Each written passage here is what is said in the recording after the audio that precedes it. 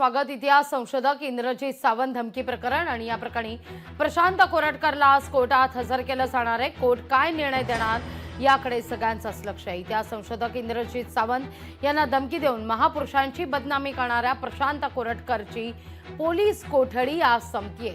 सुरुवातीला 3 दिवसांची पोलीस कोठडी आणि त्यानंतर 2 दिवसांची पोलीस कोठडी सुनावण्यात आलेली होती। आज कोल्हापूर जिल्हा सत्र न्यायालयात कोरटकरला हजर केलं जाणार आहे। त्यानंतर आता कोरटकरला नेमकी कोणती कोठडी मिळते की नाही हे पाहणं देखील तितकंच महत्त्वाचं आहे। रविवारचा दिवस आहे, पण या ठिकाणी कोर्टासमोर कोरटकरला हजर केलं जाईल।